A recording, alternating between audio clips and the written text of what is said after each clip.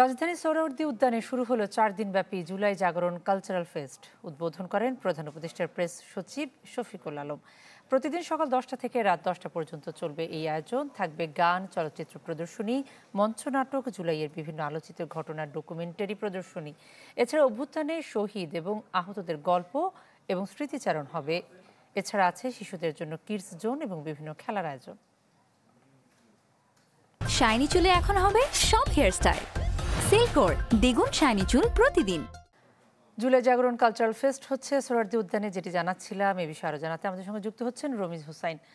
রমিজ, এই আয়োজনে কি কি থাকছে এবং যারা আসছেন দর্শনার্থী তারা কি বলছেন?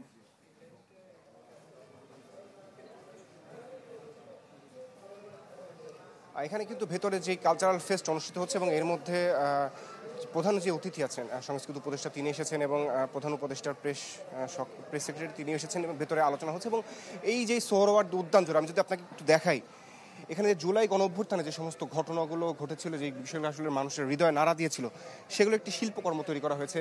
সাভারে যেই অনেক লাশকে একসাথে করে পুলিশের গাড়ির মধ্যে তুলে পুড়িয়ে দেওয়ার যে ঘটনাটি, সেইখানে এখানে একটি শিল্পকর্মের মধ্যে প্রকাশ পেয়েছে।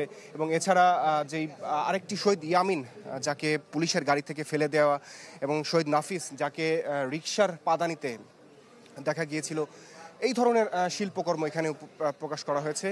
এবং এছাড়া পুরো দেয়াল জুড়ে এখানে বেশ কিছু সেই সময়কার সময় যে সমস্ত দেওয়াল লিখন এবং যে সমস্ত আন্দোলনে যে সমস্ত ভাষা ছিল সেই ভাষাগুলো এবং সেই সমস্ত গ্রাফিতির আকার এখানে তুলে ধরা হয়েছে। এবং এখানে শিশুদের জন্য কিডস জোন রয়েছে এবং বিভিন্ন বয়সের মতো মানুষ যারা এখানে আসবেন তারা এখানে এসে সেই জুলাইয়ের আন্দোলনে আসলে কি কি ঘটেছিল সারা বাংলাদেশ ব্যাপী, বিশেষ করে রাজধানী এবং আশেপাশে অঞ্চলে কী ধরনের নারকীয় হত্যাযজ্ঞ চলেছিল, সেই বিষয়টি আসলে এখানে এই যে সাইমন শিল্পগোষ্ঠী যাদের আয়োজনে এখানে ফুটিয়ে তোলা হয়েছে।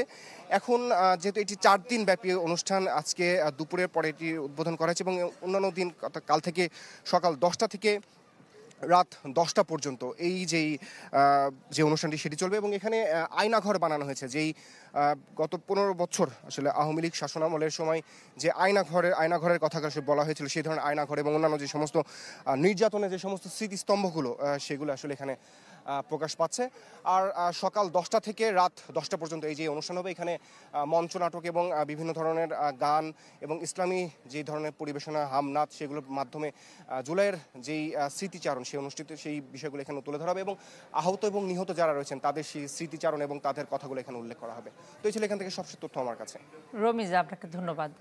দর্শক, রমিজ হোসেন আমাদের সঙ্গে যুক্ত হয়েছেন সোহরাওয়ার্দী উদ্যান থেকে, জানাচ্ছিলেন জুলাই জাগরণ কালচারাল ফেস্ট আয়োজনের খবর।